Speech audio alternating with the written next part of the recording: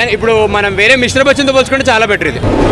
Always mass మహారాజా రవితేజ 3 సినిమాలు కాదు ఒకటేసారి 10 సినిమాలు రిలీజ్ అయినా ఈసారి మళ్ళీ షెట్కి మళ్ళీ బ్యాంకాక్ వెళ్ళిపోతారు ఇద్దరు, పూరి ఇంకా చార్మి. ఇది బెస్ట్, ఇదే విక్రమ్దే బెస్ట్, ఇదే విన్ అయింది. మిస్టర్ బచ్చన్ రిలీజ్ అయిన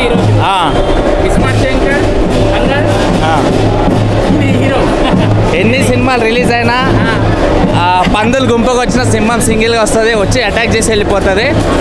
so mister Bachchan next level movie. చాలామంది సినిమాలు చూసి అడ్డగొల్లిగా రివ్యూ ఇవ్వకండి, సినిమా చూసిన తర్వాత రివ్యూ ఇవ్వండి. సినిమా ఎలా ఉందంటే ఇప్పుడు వచ్చిన ప్రతి సినిమాకి ఇచ్చి పడేసింది. 100కి 100% నేను ఒక ఫ్యాన్గా మాట్లాడట్లేదు, యాజ్ ఒక ఆడియన్గా మాట్లాడుతున్నా.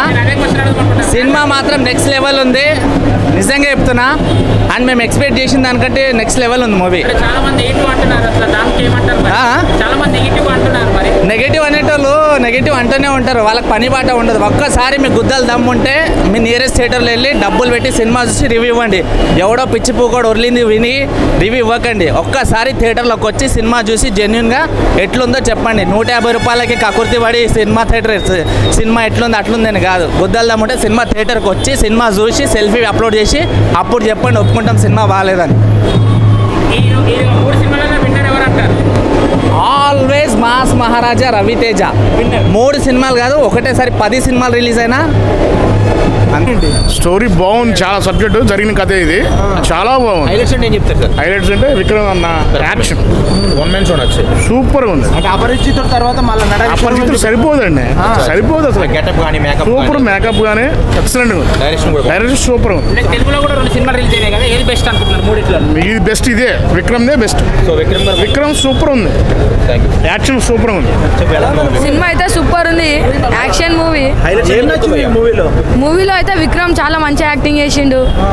అయితే బ్లడ్ సీన్స్, ఫైటింగ్ సీన్స్ కూడా చాలా బాగుంది.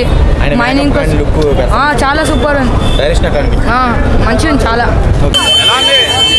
బాబులకే బాబు మా రాంబాబు సినిమా అదరగొచ్చాడు, డ్యాన్స్ చాలా బాగుంది, హీరోయిన్ కూడా చాలా బాగా చేసింది.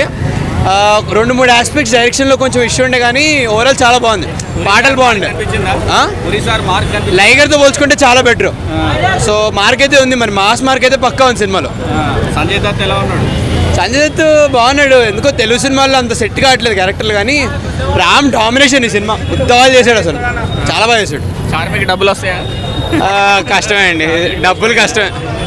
ఈసారి మళ్ళీ షెట్కి మళ్ళీ బ్యాంకాక్ వెళ్ళిపోతారు ఇద్దరు, పూరి ఇంకా చార్మి, అంతే. షెడ్కి కాదు, బాగుంది సినిమా, కానీ ఇప్పుడు మనం వేరే మిస్టర్ బచ్చన్తో పోల్చుకుంటే చాలా బెటర్ ఇది.